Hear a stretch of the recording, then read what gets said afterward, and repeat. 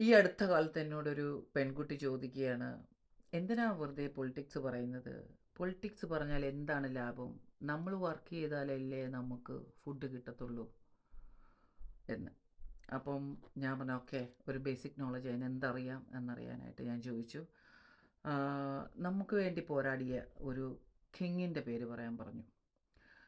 പുള്ളിക്കാരൻ ഇങ്ങനെ ആലോചിച്ചിട്ട് പറയാം, കിങ് ഗാന്ധിജി എന്നും പറഞ്ഞിങ്ങനെ ആലോചിക്കുക. ഞാൻ ചോദിച്ചു, ഗാന്ധിജിയാണോ കിങ്? അപ്പം ഒത്തിരി പേര് വിചാരിക്കുന്നത് 1947 കഴിഞ്ഞാണ് ഇന്ത്യയുടെ ഉത്ഭവം എന്നാണ്. 1947 കഴിഞ്ഞിട്ടുള്ളത് ആധുനിക ഇന്ത്യയാണ്.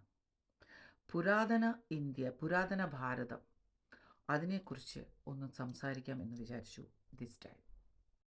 ലോകത്തിലെ ഏറ്റവും പഴക്കമുള്ള നഗര സംസ്കാരങ്ങളിൽ ഒന്നായിരുന്നു ഹാരപ്പൻ സംസ്കാരം.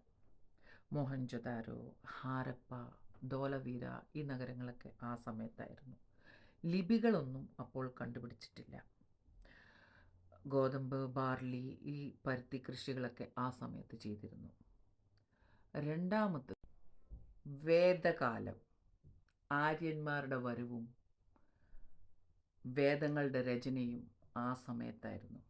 ഋഗ്വേദം, യജുർവേദം, സാമവേദം, അഥർവേദം എന്നിവയെല്ലാം എഴുതിയ കാലം. വർണ്ണവ്യവസ്ഥ, ജനപദങ്ങൾ, കർമ്മം, ധർമ്മം എന്നീ ആശയങ്ങളെല്ലാം രൂപപ്പെട്ടത് ആ സമയത്താണ്. മൂന്നാമത്തെ മഹാജനപദകാലം. 16 വലിയ രാജ്യങ്ങൾ ഉണ്ടായി. മഗധ, കോസല, അവന്തി, വജ്ജി തുടങ്ങിയവ. ബുദ്ധമതം ഗൗതമ ബുദ്ധനും ജൈനമതം മഹാവീരനും പ്രചരിപ്പിച്ചു. മഗധ സാമ്രാജ്യം പ്രബലമായി. നാലാമത്തത് ചന്ദ്രഗുപ്ത മൗര്യ സാമ്രാജ്യം. അതായത് മൗര്യ സാമ്രാജ്യം, അത് ചന്ദ്രഗുപ്ത മൗര്യ സാമ്രാജ്യം ചാണക്യൻ്റെ സഹായത്തോടെ സ്ഥാപിച്ചു. അശോക രാജാവ്, നമ്മുടെ കിങ് അശോക, അഹിംസയും ധർമ്മവും പ്രചരിപ്പിച്ചു. ഫുൾ ഭാരതം ഒറ്റ ഭരണത്തിന് കീഴിൽ കൊണ്ടുവന്നു. പിന്നെ വന്നതാണ് ഗുപ്ത സാമ്രാജ്യം.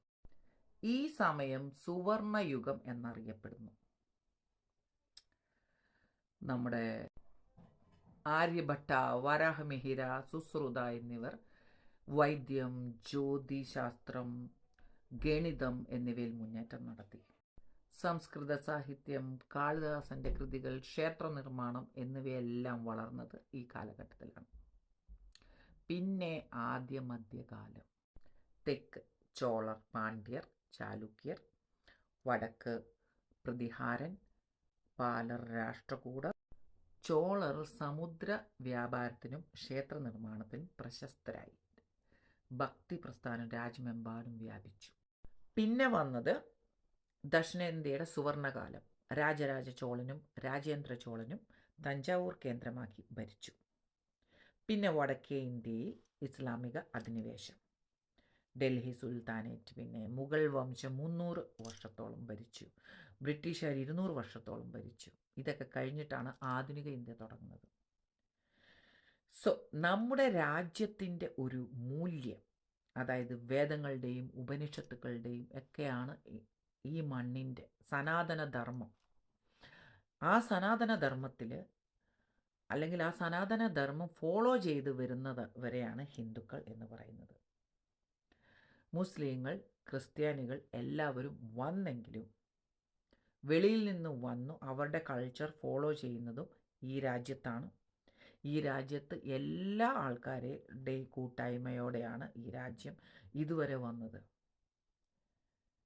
സോ സനാതനധർമ്മം പ്രൊട്ടക്റ്റ് ചെയ്യണം. അതായത് ഈ രാജ്യത്തിൻ്റെ കൾച്ചർ പ്രൊട്ടക്റ്റ് ചെയ്യാൻ മാത്രമേ നമ്മൾ ആഗ്രഹിക്കുന്നുള്ളൂ. ഓരോ രാജ്യത്തിനും അതിൻ്റേതായിട്ടുള്ള മൂല്യങ്ങളും കൾച്ചറും ഉണ്ട്. അത് പ്രൊട്ടക്റ്റ് ചെയ്യേണ്ടത് നമ്മുടെ ഓരോ സിറ്റിസൻ്റെയും ഓരോ പൗരൻ്റെയും ചുമതലയാണ്.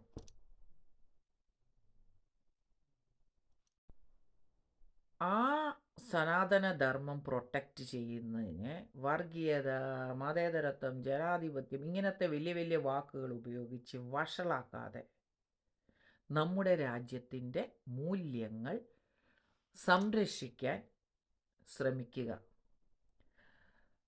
ബുദ്ധിയില്ലാത്തവർക്കും ബുദ്ധിയുള്ളവർക്കും നമുക്ക് അറിവ് പറഞ്ഞു കൊടുക്കാം. പക്ഷേ ഈ പകുതി ബുദ്ധിയുള്ളവർക്ക് ഒരു രക്ഷയില്ല. നമുക്ക് അവരെ പറഞ്ഞ് മനസ്സിലാക്കിക്കാൻ പറ്റത്തില്ല. സോ തന്നെ സ്വയം അറിവ് നേടാൻ ശ്രമിക്കുക. സ്വയം നമ്മുടെ രാജ്യത്തെക്കുറിച്ച് പഠിക്കാൻ ശ്രമിക്കുക. ഞാൻ വലിയ പണ്ഡിതയൊന്നുമല്ല, എനിക്ക് ഇത്രയൊക്കെ അറിയാം. അതും ഞാൻ ഇപ്പോഴാണ് ഇതൊക്കെ പഠിച്ചു വരുന്നത്. അതുപോലെ നമ്മുടെ രാജ്യത്തിൻ്റെ ഹിസ്റ്ററി പഠിക്കാൻ ഒരു വയസ്സോ നാളോ സമയമോ ഒന്നും നോക്കിയിരിക്കേണ്ട ആവശ്യമില്ല. എപ്പോൾ വേണേലും പഠിക്കാവുന്ന കാര്യമാണ് ഇതൊക്കെ.